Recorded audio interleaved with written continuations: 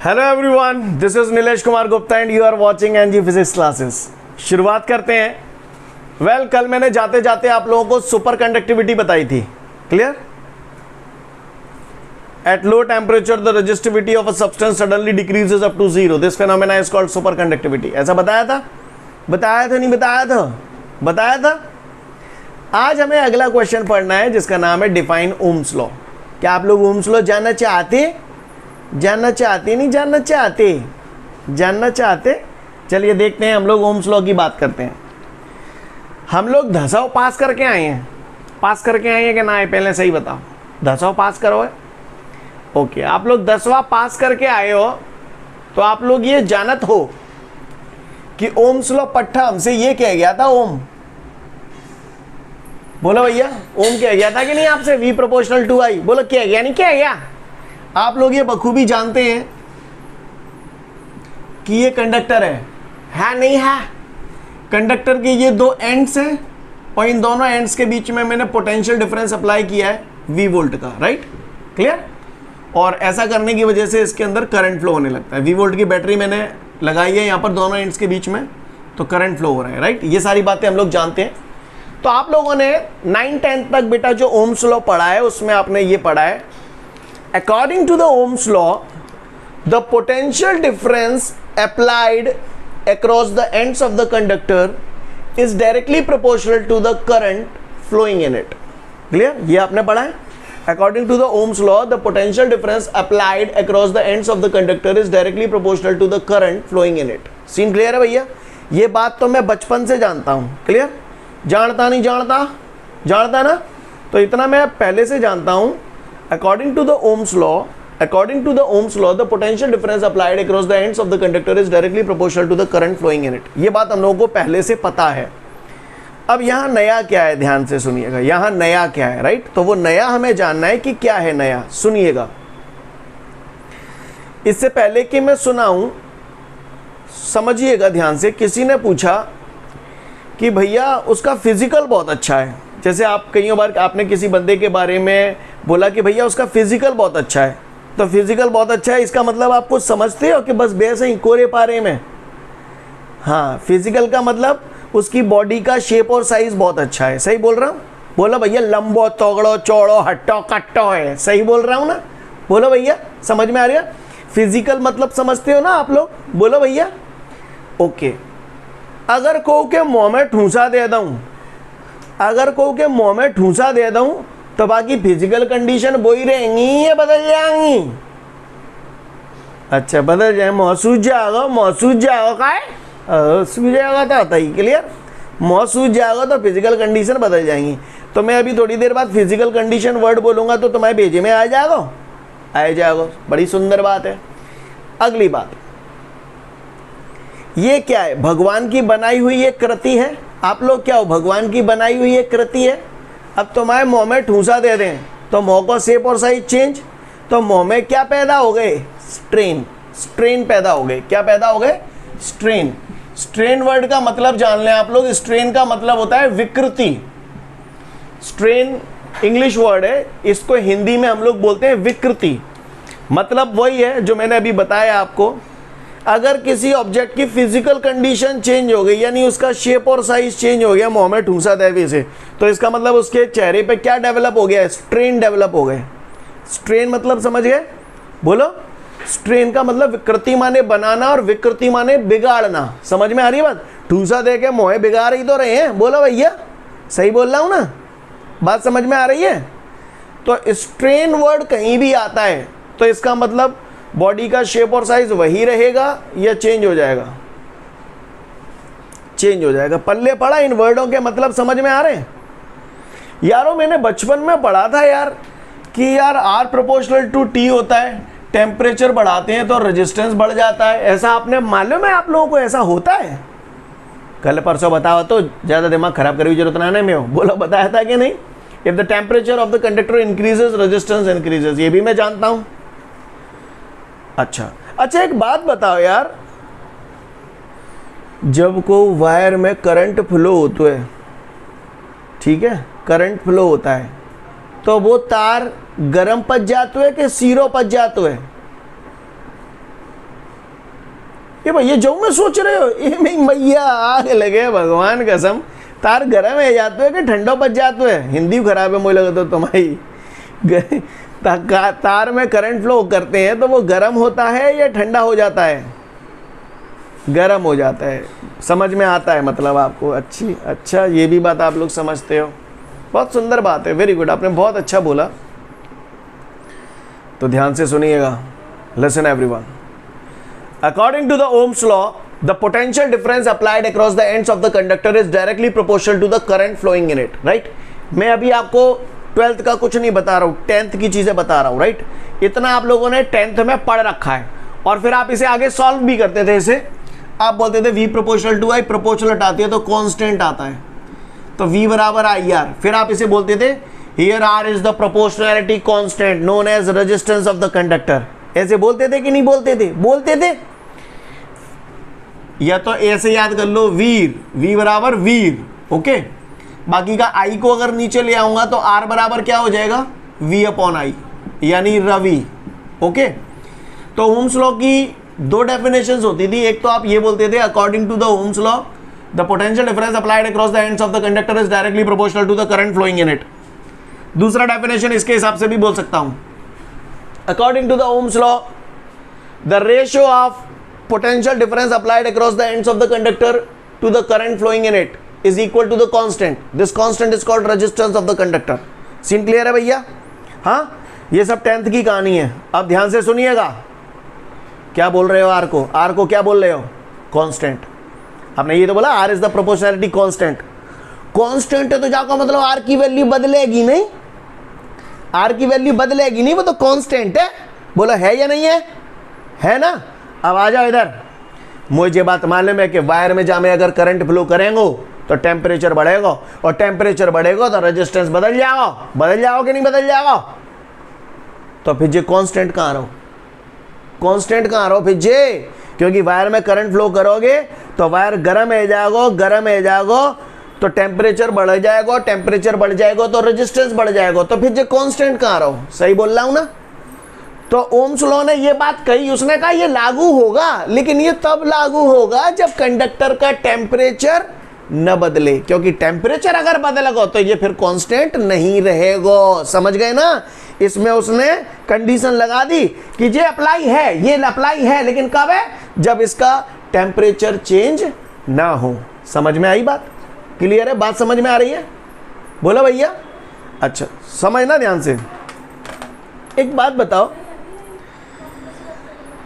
गिलास के अंदर गिलास फंस जातो है, क्लियर? गिलास के अंदर गिलास फंस गया है, निकारो कब आई नो निकारो है कहीं भाई साहब कर रहा फंस गया है, वो मैं खून निकालने की कोशिश कर रहा हूं, पूरी ताकत लगा दी मैंने, वो ना नहीं कर रहा हूं, तो निकाल के ना क्या करता हो भाई? गरम करते हो। वंशिका जी बोल रही हैं गरम करते हैं उसको। सही बोल रहा हूं ना? क्लियर?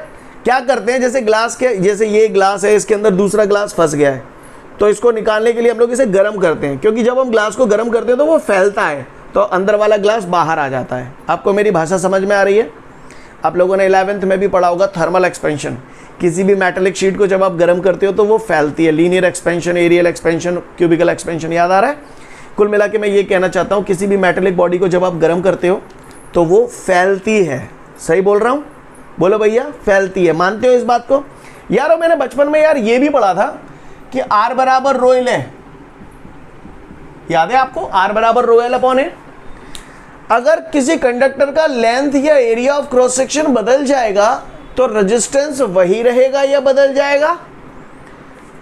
वही रहेगा या बदल जाएगा? बदल जाएगा। समझ में आ रही है? क्योंकि रेजिस्टेंस लेंथ और एरिया ऑफ क्रॉस सेक्शन वगैरह पे डिपेंड करता है। मानते हो इस बात को?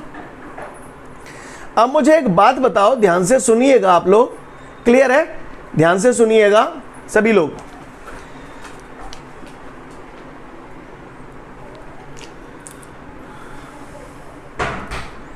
तो लेंथ और एरिया ऑफ क्रॉस सेक्शन अगर बदल जाता है तो वायर का रेजिस्टेंस भी बदल जाता है। इस बात को मानते हो आप सब लोग? ओके, अच्छी बात है, वेरी गुड, ठीक है।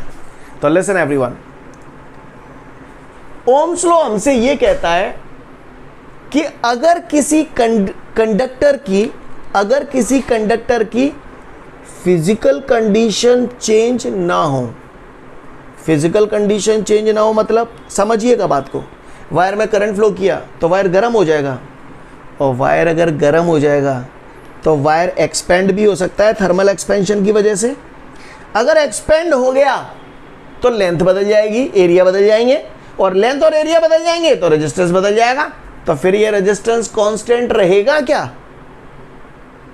नहीं रहेगा। तो लिसन एवरीवन, ओम्स लॉ में जो बात आपने 10th में पढ़ी थी ना, the potential difference applied across the ends of the conductor is directly proportional to the current flowing in it, ये उस लेवल तक के लिए ठीक थी। लेकिन अब आपको 12th में क्या बोलना पड़ेगा, सुनो ध्यान से।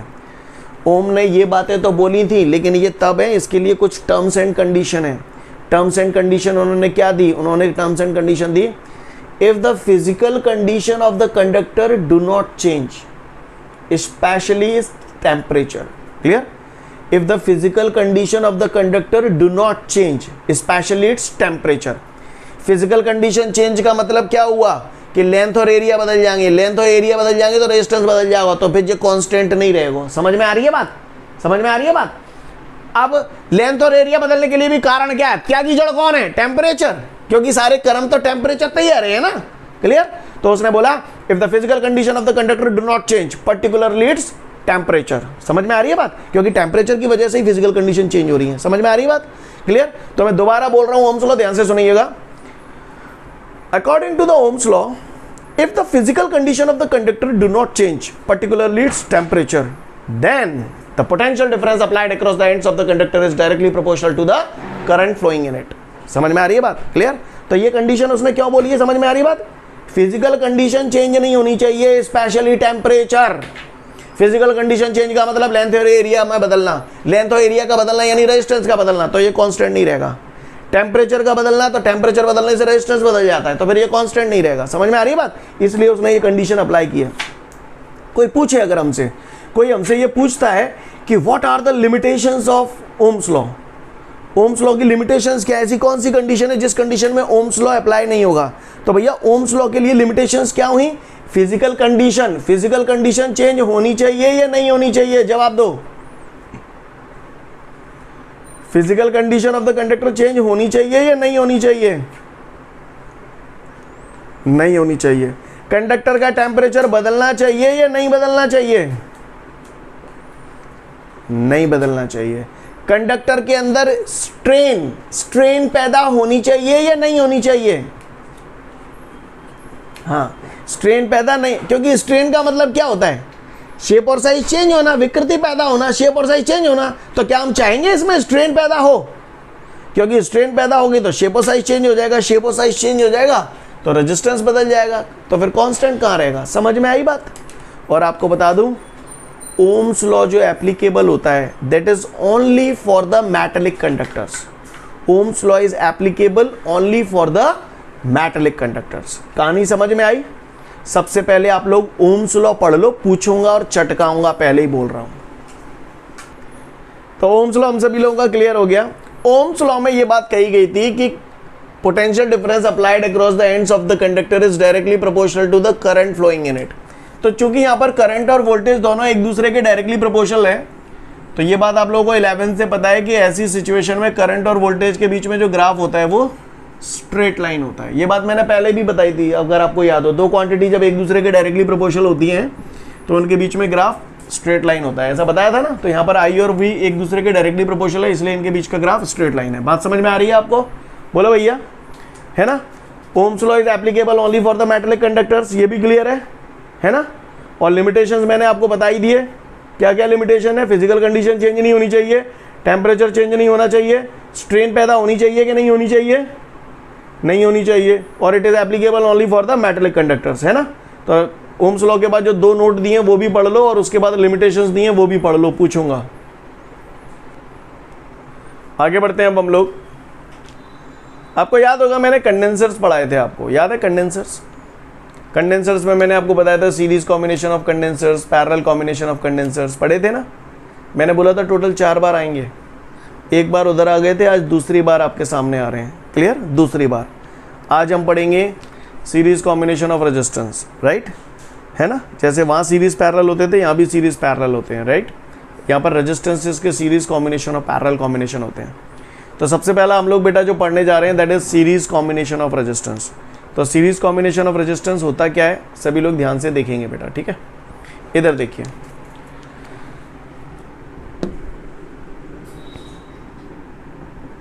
ये एक रेजिस्टेंस है, ठीक है भैया, ये पहला रेजिस्टेंस दिखाई दे रहा है सभी को बोर्ड पे प्रॉपर। ये दूसरा रेजिस्टेंस और ये तीसरा रेजिस्टेंस दिखाई दे रहा है। ऐसे मैं दुनिया भर के रेजिस्टेंस जोड़ सकता हूँ। इस रेजिस्टेंस को मैंने नाम दे दिया R1, इस रेजिस्टेंस को मैंने नाम दे दिया R2 और इस रेजिस्टेंस को मैंने नाम दे दिया R3। सीन क्लियर है भैया? 3 रेजिस्टेंसेस आपको दिखाई दे रहे हैं, R1 R2 R3 है। जे का है, जी कौन सा रेजिस्टेंस है? पहला, बोला पहला। कौन सा रेजिस्टेंस है ये? पहलो। जे दूसरा, जे थर्ड रेजिस्टेंस, तीसरा आए बड़े तीसरे वाले, थर्ड रेजिस्टेंस। क्लियर? ये पहले रेजिस्टेंस का ये जो है ये पॉइंट, ये पहले रेजिस्टेंस का फर्स्ट एंड है। This is the first end of first resistance, this is the second end of first resistance. समझ में आया जो बोल रहा हूं? This is the first end of second resistance, this is the second end of second resistance. समझ में आ रहा है इन पॉइंटों को जो नाम दे रहा हूं मैं भैया? इसको इससे कनेक्ट किया गया है, यानी second end of first resistance is connected with the, come on, connected with the first end of second resistance. बात समझ में आई आप लोगों को? बोलो। इसके कनेक्शन की बात कर रहा हूं, ये connection second end of the second resistance is connected with the first end of third resistance. सही बोल रहा हूं? समझ में आई बात? ओके, इस तरीके से सो ऑन, ऐसे चलता जाएगा। First end of first resistance is connected with the positive terminal of the battery and second end of the last resistance is connected with the negative terminal of the battery। Step समझ में आया भैया? बोलो भैया, scene clear है? अच्छा, ये मैंने यहां से V वोल्ट की पोटेंशियल डिफरेंस लगाई है, यानी V वोल्ट की बैटरी लगाई है। तो ये वोल्टेज जो होता है वो बट जाता है यहाँ पर, राइट। मैंने मान लिया इस पे वोल्टेज V1 है, इस पे वोल्टेज V2 है, इस पे वोल्टेज V3 है। तो V बराबर क्या हो जाएगा यहाँ पर? V1 plus V2 plus V3। समझ में आ रही है कहानी? बोलो भैया, यही वोल्टेज तो बटा है 3 जगह पे। बोलो भैया, सीन क्लियर है? ओके, सीरीज कॉम्बिनेशन की ये खास बात होती है, यहाँ से ये करंट फ्लो हो रहा है। सीरीज कॉम्बिनेशन की ये खास बात होती है कि सीरीज कॉम्बिनेशन में हर रेजिस्टेंस पे करंट की वैल्यू सेम होती है। आपको याद है आपने कंडेंसर्स पढ़ा था, वहाँ सीरीज कॉम्बिनेशन में हर कंडेंसर पे चार्ज की वैल्यू सेम होती थी। यहाँ पर करंट सेम है। Q बराबर, वहाँ चार्ज था ना Q बराबर IT, तो I करंट हो गया, यहाँ करंट सेम रहता है। सीन क्लियर है? तो इसका मतलब ये है कि जो करंट यहाँ पर है वही यहाँ पर है और वही यहाँ पर है, ये I करंट ही तो पास हो रहा है, ठीक है।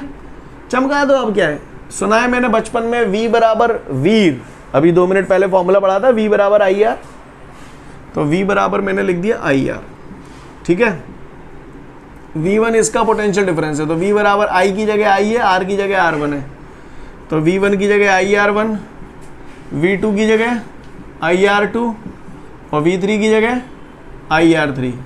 समझ में ही नहीं आ रही होगी मैंने कछू? क्लियर है का? तो IR बराबर, इसमें से I कॉमन आ गया तो अंदर बच जाएगा R1 plus R2 plus R3। I गई तो R बराबर आपका आ गया बेटा R1 plus R2 plus R3। Scene clear है? ओके, कहानी समझ में आ रही नहीं आ रही? आ रही? तो जल्दी से देख लो फटाफट बेटा फुर्ती में से। तो उम्मीद करता हूं ये सीरीज कॉम्बिनेशन सभी को क्लियर हो गया। अब ध्यान से देखेंगे हम लोग ऑन द बोर्ड। लिसन, मान के चलिए ये एक सर्किट है, ये सर्किट है, ठीक है जी, और ये एक बैटरी लगी हुई है। ये 5 ओम का रेजिस्टेंस है, ये 3 ओम का रेजिस्टेंस है और ये 10 ओम का रेजिस्टेंस है। 3 रेजिस्टेंस लगे हुए हैं, एक 5 ओम, एक 3 ओम, एक 10 ओम। तो इसका इक्विवेलेंट रेजिस्टेंस कितना आएगा? तो मैंने हवाले ही ताज़ा ताज़ा फार्मूला पढ़ो है, R बराबर R1 plus R2 plus R3। बोलो भैया पढ़ा है कि नहीं पढ़ा है? R1 कितना है 5, R2 कितना है 3, R3 कितना है 10। 10 और 3 13 और 5 18। बोलो भैया ये आंसर आ गया हमारा। बोलो भैया इधर सीन देखो जरा, इन तीनों में से बड़ो रेजिस्टेंस कौन सा है 10, तो इन तीनों में सबसे बड़ा 10 है। अब जाहिर सी बात है 10 में अगर कछु जोड़ेंगे तो आंसर तो 10 से बड़ो ही आनो है कि ना आनो।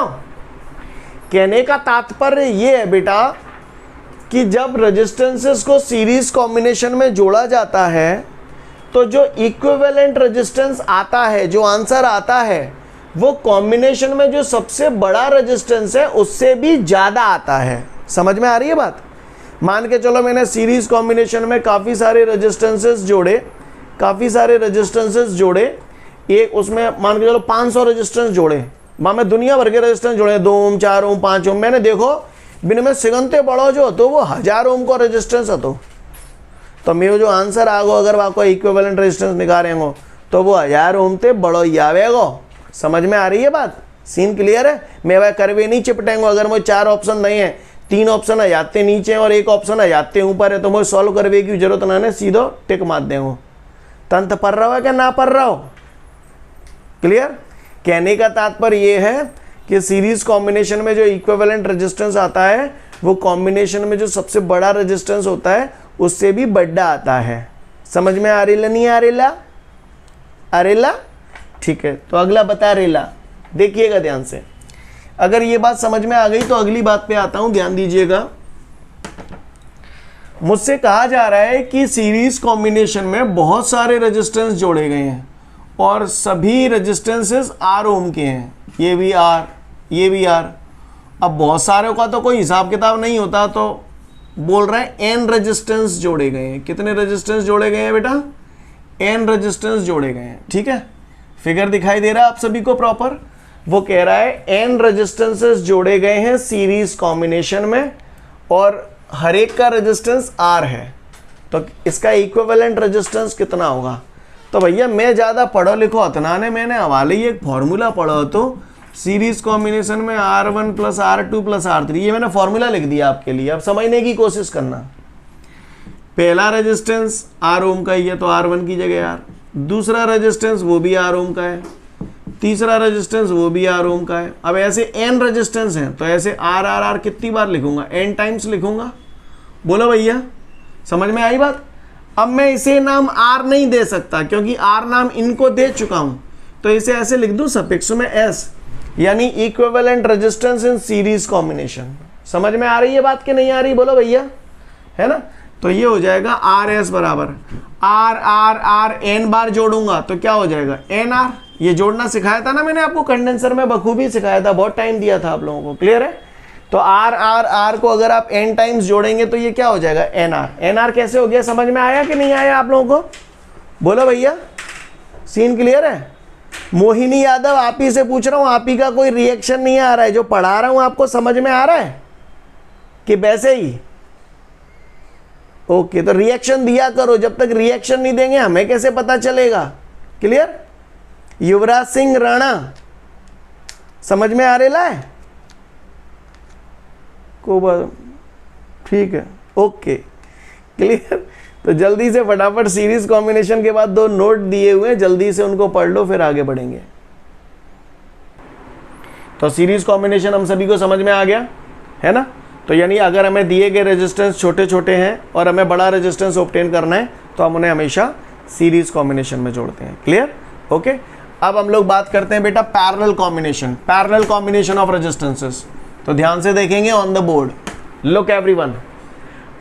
पैरेलल कॉम्बिनेशन ऐसा होता है, it is like this, look. ये एक रेजिस्टेंस है, दिखाई दे रही है? इस रेजिस्टेंस को मैंने नाम दे दिया R1। ये दूसरा रेजिस्टेंस है, इसको मैंने नाम दे दिया R2। ये तीसरा रेजिस्टेंस है, इसको मैंने नाम दे दिया R3। क्लियर?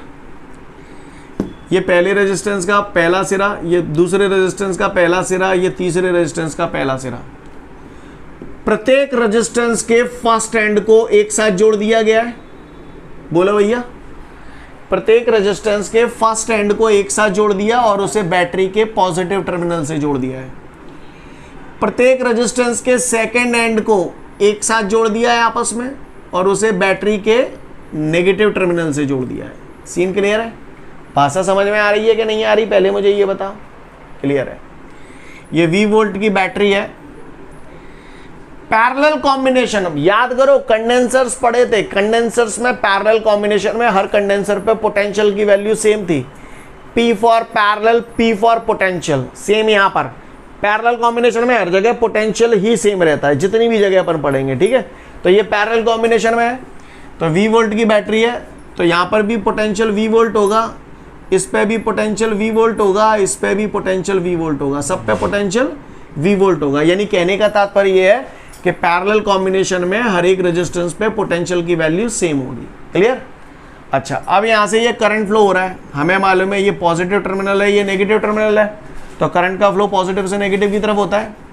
तो ये करंट बहता हुआ चला आ रहा है। जैसे ही करंट बहता हुआ झम पे आवे हो जाए, क्या रास्ता दिखेंगी? करंट है, क्या रास्ता दिखेंगी? 3 रास्ता दिखेंगी, है ना। कछु करंट जा लंगते चलो जाएगो, कछु जा लंगते चलो जाएगो, कछु जा लंगते चलो जाएगो, चलो जाएगो नहीं चलो जाएगो, चलो जाएगो। तो ये करंट 3 रास्ते से होकर गया। इस करंट को मैंने नाम दे दिया I1, इस करंट को मैंने नाम दे दिया I2 और इस करंट को मैंने नाम दे दिया I3। तो क्या मैं इसे बबुआ ऐसे लिख सकता हूँ? I बराबर I1 plus I2 plus I3। समझ में आ रही है? बोलो भैया। यारो बचपन में मैंने पढ़ा था V बराबर वीर, V बराबर IR। बोलो, तो I बराबर V अपॉन R हो जाएगा, हो जाएगा नहीं हो जाएगा? ले V बराबर IR, ठीक है, ऐसा मैंने पढ़ा है। R है नीचे ले आएंगे तरे में, तो I बराबर V अपॉन R हो जाएगा। अब तो कहते हो है जाएगा, बोलो है जाएगा नहीं है जाएगा? तो I की जगह मैंने धर दी V अपॉन R बराबर I1 करंट इसमें जा रहा है, तो यहाँ V है V और R है R1, तो V अपॉन R1। इसी तरीके से I2 की जगह क्या लिखूं? आप लोग बोलो, आप लोग बोलोगे तभी लिखूंगा। हाँ, very good, V upon R2। बोल परे, बोल परे। I3 की जगह क्या लिखूं? बोलो। जी हाँ, जी अभिनव भाइयों, आपने बिल्कुल सही जवाब दिया। तो V अपॉन R। बोलो क्या कॉमन ले लूं? क्या कॉमन ले लूं? V कॉमन आ गया तो बचेगा अंदर 1 upon R1 plus 1 upon R2 plus 1 upon R3। बचेगा नहीं बचेगा? V से V उड़ेगा नहीं उड़ेगा? उड़ेगा। तो क्या बचेगा? 1 अपॉन R बराबर 1 upon R1 plus 1 upon R2 plus 1 upon R3। This is the relation for the equivalent resistance in parallel combination. Hope you understand, guys. Do you understand that? You better understand. Clear? तो जल्दी से फटाफट parallel combination देख लो, फिर आगे बढ़ाएंगे आपको, है ना। वेल, हम लोगों ने देखा जब हमने रेजिस्टेंसेस को पैरेलल कॉम्बिनेशन में जोड़ा तो हमको इक्विवेलेंट रेजिस्टेंस मिला 1 अपॉन R बराबर 1 upon R1 plus 1 upon R2 plus 1 upon R3। मिला नहीं मिला? मिला ना? मिला ना? ठीक है। अगर मान के चलो अगर 2 ही रेजिस्टेंस जुड़े होते पैरेलल कॉम्बिनेशन में, केवल 2 ही रेजिस्टेंस, तो ये फॉर्मूला कैसे है जातो? ये ऐसे है जातो? है जातो नहीं है जातो? बताओ है जातो कि नहीं है जातो? है जातो? फिर जैसे सॉल्व कर लेते और आगे सॉल्व, या तो ऐसे ही लिख दो तो भी चलेगा, लेकिन समझ लो R1 R2 LCM आ गया तो ऊपर बच गया R2 प्लस R1। बोलो भैया, दिख रहा नहीं दिख रहा? दिख रहा? ये 1 अपॉन R आ गया, मुझे तो R चाहिए, तो जाए पलटेगो तो ये पलटेगो, पलटेगो नहीं पलटेगो, तो ये आ गया R1 R2 upon R1 plus R2। Scene clear है भैया सभी को? बोलो। हैं? पैरेलल कॉम्बिनेशन में इक्विवेलेंट रेजिस्टेंस निकालने के लिए आप ये फॉर्मूला भी लगा सकते हो। 2 रेजिस्टेंस है तो ये भी लगा सकते हो, ये भी लगा सकते हो। केवल 2 ही रेजिस्टेंस है तो ये भी लगा सकते हो, ये भी लगा सकते हो। पर इससे आपकी स्पीड बढ़ेगी, कॉम्पिटिटिव एग्जाम में बहुत बढ़ेगी। आपके दिमाग में ये क्लियर होना चाहिए, पैरेलल कॉम्बिनेशन में ये और ये बराबर होता है इसके। सीन क्लियर है? ओके, समझ गए? समझ गए? समझदार हो। क्लियर? तो सबका आंसर क्लियर है ना? तो दो रेजिस्टेंस है R1 R2 पैरेलल कॉम्बिनेशन में जुड़े हैं, तो ये भी लगा सकता हूँ, ये भी लगा सकता हूँ। मैं जब आगे बढ़ाऊंगा आपको न्यूमेरिकल्स वगैरह कराऊंगा तो मैं ज़्यादातर बता दिया करूँगा कि ये भी लगा सकते हैं, लेकिन मैं लगाऊंगा ये वाला, इससे स्पीड फास्ट हो जाती है। समझ में आ रही नहीं आ रही? आ रही। आगे बढ़ता हूँ। इतने गई समझ में आ गई तो फिर बात ही का आई, आइयों ने देखे करके बताइए, देखो कौन सा करके बतावे मुँह पे थे।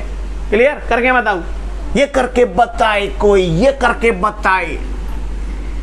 एक 6 ओम का है और एक 3 ओम का है, ठीक है, दोनों पैरेलल कॉम्बिनेशन में जुड़े हैं। बताओ इसका इक्विवेलेंट रेजिस्टेंस कितना आएगा? Your time starts now. 1 minute हो गया होगा सभी का? बोलो भैया, सबका हो गया?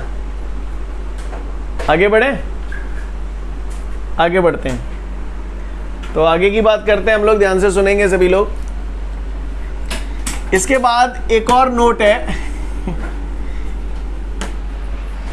एक और नोट है, हम लोग ध्यान से देखेंगे सभी लोग। लिसन, वो मुझसे बोल रहा है कि अगर हमारे पास काफी सारे रेजिस्टेंस हैं और सभी रेजिस्टेंसेस R ओम के हैं, कितने ओम के हैं? R ओम के रेजिस्टेंस है, और ऐसे N रेजिस्टेंस हैं। कितने रेजिस्टेंस हैं? N resistance. आपको मेरी बात समझ में आ रही है जो मैं बोल रहा हूं? और ये सब पैरेलल कॉम्बिनेशन में जोड़े गए हैं। तो कह रहा है इक्विवेलेंट रेजिस्टेंस कितना आएगा इसका, तो समझते हैं इसका इक्विवेलेंट रेजिस्टेंस कितना आएगा। मुझे मालूम है फॉर्मूला ये होता है कि नहीं होता? यही फॉर्मूला लगा रहा हूं। तो 1/R1 की जगह R, R2 की जगह R plus dot dot dot, कितने N रेजिस्टेंस हैं, तो यही टर्म मैं कितनी बार लिखूंगा? N टाइम्स लिखूंगा। बोलो भैया, स्टेप समझ में आई?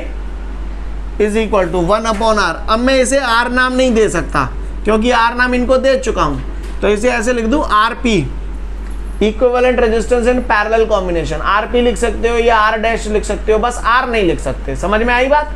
बोलो भैया। तो देखो 1/RP बराबर 1/R N टाइम्स कर रहे हो, तो इसे ऐसे लिख दूं 1/R इंटू N। बोलो भैया, है ना? N का मल्टीप्लाई 1 से कर दोगे तो N/R ही तो हो जाएगा। ये समझ में आई स्टेप के नहीं आई? बोलो भैया। अब ये 1/RP है, इसे पलटूंगा तो ये भी पलट जाएगा, तो ये हो जाएगा हमारा RP बराबर R/N। कहानी समझ में आई कि नहीं आई? बोलो भैया, ये बताओ। सीन क्लियर है सभी को? किसी को कोई दिक्कत? हाँ, तो जल्दी से देख लो फटाफट इसे, फिर आगे बढ़ेंगे। Okay, thank you everyone, have a great day to all of you guys. जय हिंद।